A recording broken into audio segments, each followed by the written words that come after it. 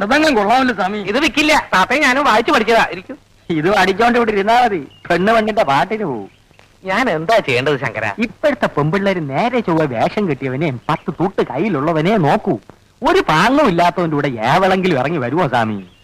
ശങ്കരൻ വിചാരിച്ചാലേ എന്തെങ്കിലും നടക്കൂ. നോക്കട്ടെ. ആദ്യം ഈ സ്വിച്ച് കളയണം. അയ്യോ പാട്ടി, ഞാൻ പോവേ, പ്രേമിക്കണ്ട. പാട്ടിയും കെട്ടിപ്പിടിച്ചോണ്ട് ഇതുകൊടുത്ത് അടിച്ചോണ്ട് ഇവിടെ ഇരുന്നോ. പന്തര് പറഞ്ഞാലും പാട്ടി പാട്ടി പാട്ടി, ശരണം കെട്ട മജൂല. കുടുമി മുറിക്കാം. ഈ കണ്ണാടി മാറ്റ്. അയ്യ, ഇത് മാറ്റി എനിക്ക് കണ്ണു കാണില്ല. സ്വാമിക്ക് പ്രേമിക്കണ്ടേ? എന്നാ ഈ കണ്ണാടി മാറ്റിയേ പറ്റൂ. മാറ്റാം, എന്നിട്ട് വേറെ ഫാഷനിലൊക്കെ വയ്ക്കാം. പിന്നെ ഈ ക്ലാപ്പം വേഷമൊക്കെ അഴിച്ച് കളഞ്ഞിട്ട് ഡ്രസ് പാന്റ് ഷർട്ടും ഇടണം. അയ്യോ എന്തിരിക്കീയേ, അപ്പം താൻ ശരിയാവൂല. അല്ല, ഇതേ ഒരു കാര്യം ഞാൻ പറഞ്ഞേക്കാം. ഞാൻ പറഞ്ഞ പോലെ എന്നെ കേൾക്കണം. ശങ്കരന്റെ കണക്കുകളൊന്നും തെറ്റിയിട്ടില്ല, ഇനിയോട്ട് തെറ്റാനും പോണില്ല. അപ്പോ ഞാൻ പാന്റ് ഇട്ട രോഹിണി എന്നെ നോക്കോ?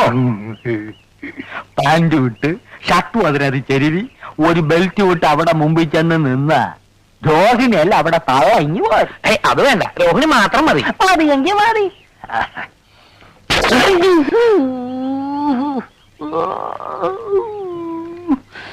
ശരി, പക്ഷേ പാട്ടി. എന്തൊരു പാട്ടി! ഭർത്താവ് ചത്തിട്ടും തലയെ മൊട്ടയടിച്ച് കാവി ഉടുക്കാതെ പമ്പർമാരുടെ സിനിമാ നടിയുടെ വേഷത്തിലല്ലേ ഇവിടെ ഇരിക്കണത്. ഒരു വാക്ക് പറ സ്വാമി, ആളുകളെ വിളിച്ച് മൊട്ടയടിപ്പിച്ച് കൈ തരാം. ശങ്കര, ഗുരുദോഷം പാട്ടി പറഞ്ഞു. പാട്ടിലാക്ക്. അവിടെ ഇവിടെ വായുവിന്റെ അസുഖം, ഗുളിക എടുത്തില്ല. ഒരു 10 രൂപ വേണം സ്വാമി.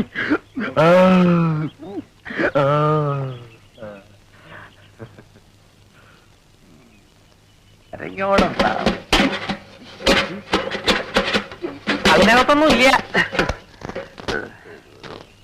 ഇത് നിൽക്കുമോ?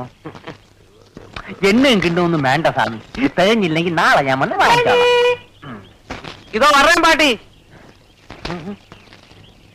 എന്താനെ ആണാ പറഞ്ഞാനാക്ക ഒരു ബുദ്ധി ഉപദേശിച്ചു കൊടുത്തപ്പം പിച്ചാക്കില്ലറ തന്നെ പട്ടത്. നീ വള. എന്തായാലും ഇപ്പൊ പറഞ്ഞതിരിക്കട്ടെ, മേലിൽ എന്നോട് എന്തെങ്കിലും അനാവശ്യം പറഞ്ഞ ചെരുപ്പ് മോന്തലിരിക്കും പറഞ്ഞേക്കാം. രോഹിണി ആ കൂടെ തെറ്റിദ്ധരിച്ചിരിക്കുകയാണ്. രോഹിണിക്ക് എന്നെ അടിക്കോ, ഒന്നോ രണ്ടോ അടിച്ചോ, പക്ഷേ ഇറങ്ങടോ, ഇറങ്ങടോ.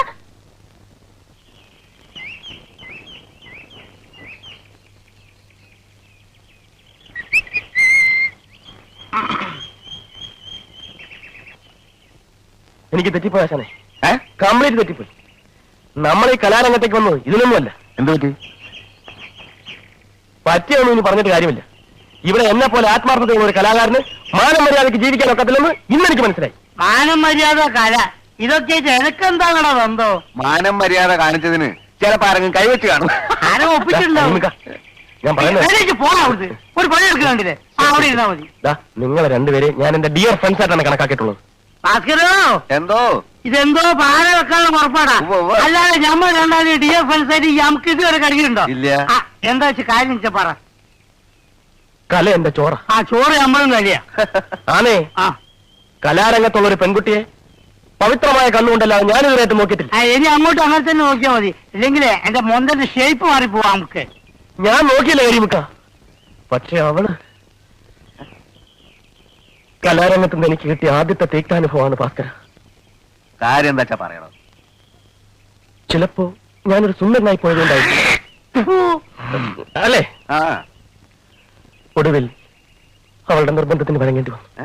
ആരുടെ ആളാരണോ? ഇനിയിപ്പോ അത് പുറത്തൊന്നും പറയണ്ട. നമ്മുടെ ആ വെളുത്ത പെണ്ണുണ്ടല്ലോ, അതിന്റെ പേരെന്താ? രോഹിണി. രോഹിണി എന്താ? വരട്ടെ. പറഞ്ഞപ്പോ കേൾക്കാത്ത ഇവൻ വെറുതെ പറയരുത്, അത് നല്ല കുട്ടിയാ. പോണാവുന്നത് ഭാസ്കര, എന്റെ അച്ഛനാണ് സത്യം. നോക്ക് നോക്ക്, നഗക്ഷതങ്ങൾ നോക്ക്.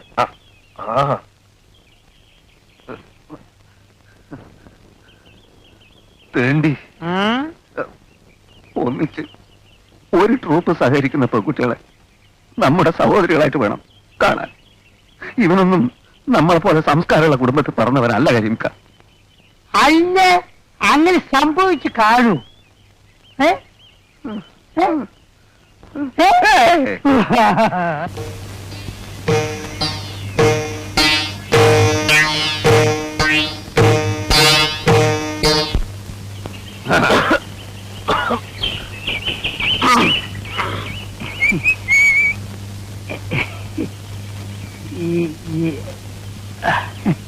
നിങ്ങൾ ക്യാമ്പ് വൃത്തിയേടാക്കുമല്ലേ? ഞങ്ങൾക്ക് പുറത്തിറങ്ങി നടക്കണ്ടേ? ആളുകൾ മൊത്തം കൊണ്ടേ? എന്താണ് ഞങ്ങളെ കണ്ട്. അല്ല നിങ്ങൾ കണ്ടല്ലേ? പടച്ചോനാണ് മുത്തു മോനെ ആരോട് പറയുന്നത് കേട്ടോ. അയാൾക്ക് കൂടി പിടിയും വലിക്കായിരുന്നു. എന്റെ കുപ്പായ ആകെ നാശമായി. ഇത് അങ്ങനെയുള്ള പിടിയും വരുന്നല്ല. പിന്നെ എന്റെ ഒരു സുഖമുള്ള പിടിയും വലിയാണ്. എന്തായി? എന്താ പെട്ടെന്ന് ഇങ്ങോട്ട് പോകുന്നത്? അല്ല ഇപ്പൊ ആരാണ് എപ്പോഴാണ് അങ്ങോട്ട് കയറി വരികയെന്ന് നമുക്ക് പറയാൻ പറ്റില്ലല്ലോ. അതെ അതെ. ഏതായാലും പടച്ചോനാണ് ഒരു കാര്യം തീർച്ചയാ. നമ്മൾ വിചാരിച്ചോ നല്ല ഊണ്. നിങ്ങളെങ്ങനെ വിചാരിച്ചത്? ഞാൻ വിചാരിച്ചു നല്ലൊരു പെൺകുട്ടിയാണ്. ഓക്കാണ് മോനെ. അറിയാമെന്നേ പറഞ്ഞല്ലേ പോകാം. ഏതായാലും നമുക്ക് കിട്ടാവുന്നത് നമുക്ക് കിട്ടും. ഇനി ആ ഏരിയയിലേക്ക് ഞാനില്ല. ഞാനില്ല.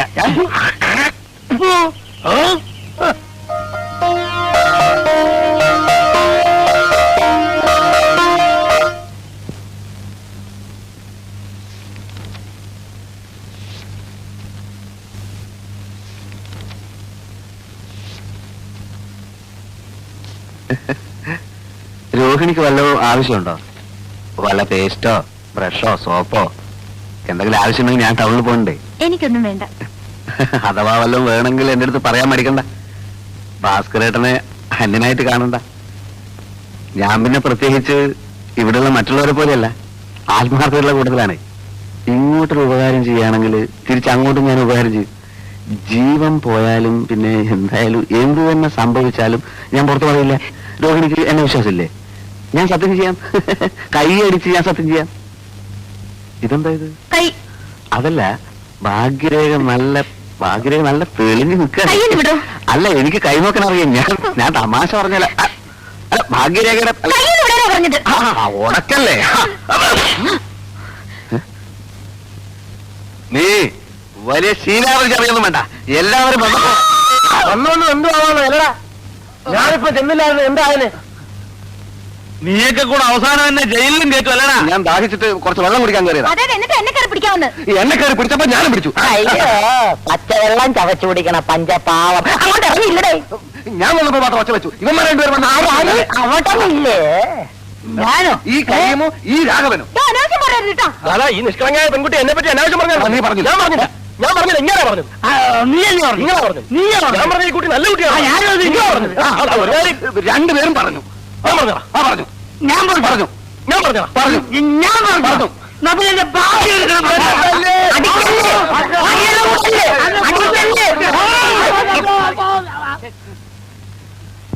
മര്യാദക്കൂടെ കഴിഞ്ഞില്ലേ എല്ലാത്തിനും ഞാൻ വിശുദ്ധന്ന് കൊല്ലും. ഇതെല്ലാം കത്തിച്ച് കളഞ്ഞിട്ട് ഞാൻ ചാവും.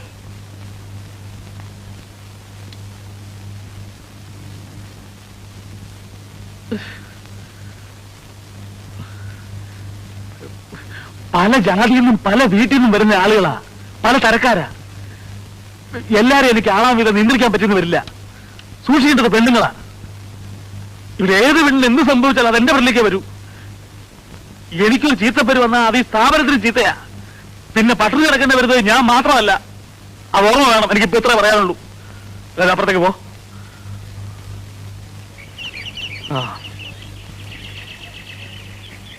എന്തമ്മേ,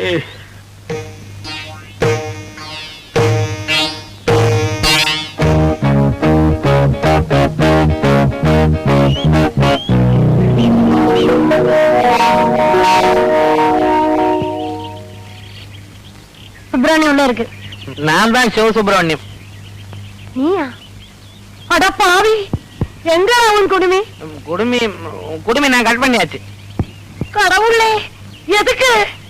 நான் முடங்கிட்டேன் பாட்டி. ஐயோ, பிராமண குலத்துக்கே நீ அபகாரம் பண்ணிட்டடா பாவி. பாட்டி அதெல்லாம் அந்த கால பேஷன். என்னடா இது வேஷம்? இதெல்லாம் இந்த கால பேஷன். ஐயோ, நான் கண்டக்டரா இருந்தா அல்லாட்டி போலீஸா இருந்தா பேண்ட் தானே போடணும். நம்ம வேஷமா போட்டு போறது.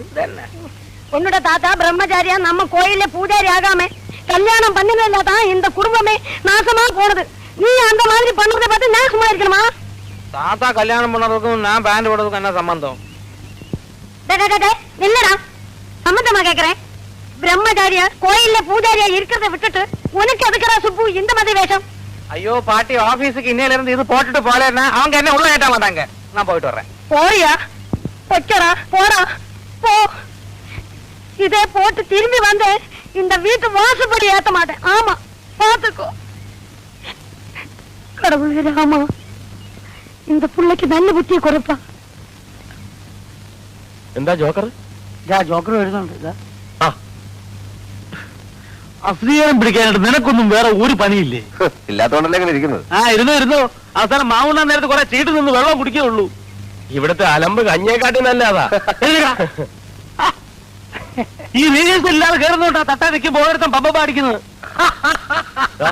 ഒരു കാര്യം റിഹേഴ്സൽ നടത്താം നിന്റെ ഒത്ത്. മറ്റേതല്ല നവീനം, അത് വേണ്ട. രാമായണം പഴയ രൂപത്തിൽ. രാമായണം പഴയ രൂപത്തിൽ തന്നെ, എല്ലാവർക്കും പഴയ വേഷങ്ങളും. അപ്പൊ സീതയോ? സീതയായിട്ടിപ്പോ എന്താ അവളുടെ പേര്?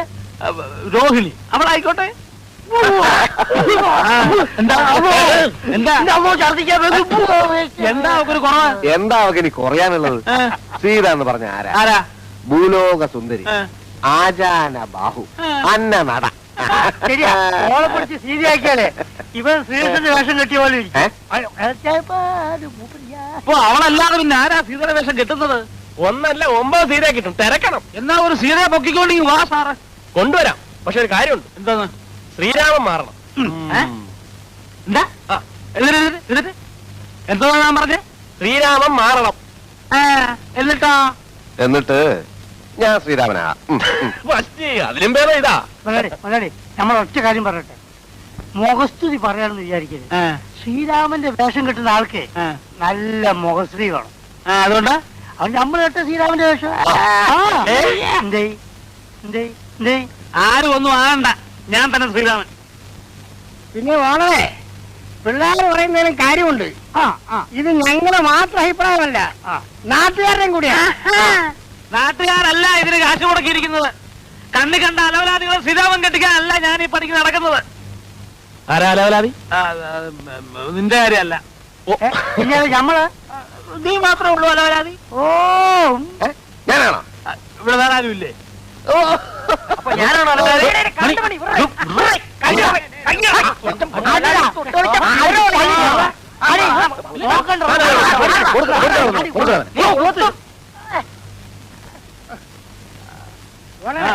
പിള്ളേര് പറയുന്നത് കേട്ടില്ലാന്ന് പറഞ്ഞ ആരാണ് ശ്രീരാമൻ ആകേണ്ടതെന്ന് നമുക്ക് തീരുമാനിക്കാം. എങ്ങനെ? ഓരോന്നിനും അതിൻ്റെതായ വഴികളുണ്ട്. എല്ലാവരുടെ പേരും എഴുതിയിട്ടുണ്ട്. ഓഹോ, നിന്റെ പേര് വരെ ഉണ്ട്. അതെന്താ വരെ? ഞാൻ എന്താ ഏഴാം കൂലി? എന്റെ പേരുണ്ടാ? ഉണ്ടാ. എല്ലാരും പേരുണ്ട്, പിന്നെ എന്റെ പേരുണ്ട്. ചേട്ടൻ തന്നെ ഐശ്വര്യായിട്ട് ഒരെണ്ണം എടുത്താൽ. എഴുതിട്ടോ. ആർക്കാ ശ്രീരാമൻ കെട്ടാൻ ഭാഗ്യം ഇപ്പൊ അറിയാലോ. അത് നമ്മളെ എന്നിട്ട് ഉറക്കെ ഒന്ന് വായിച്ചാട്ടെ. കീരിക്കാട്ട് ചെല്ലപ്പൻ പിള്ള. എന്താ കീരിക്കാട്ട് ചെല്ലപ്പൻ പിള്ള. അതൊന്ന് നോക്കട്ടെ. അല്ല, ശ്രീരാമൻ കെട്ട ആർക്കാ യോഗ്യത ഇപ്പൊ മനസ്സിലായല്ലോ. ആരും അതിനെ പറ്റി വിഷമിച്ചിട്ട് കാര്യമില്ല. നമുക്ക് സീതയെ പറ്റി ആലോചിക്കാം. എന്താ വന്നാട്ടെ. പിന്നെ ശ്രീരാമൻ കെട്ടില്ല, ലക്ഷ്മണൻ കെട്ടതൊന്നും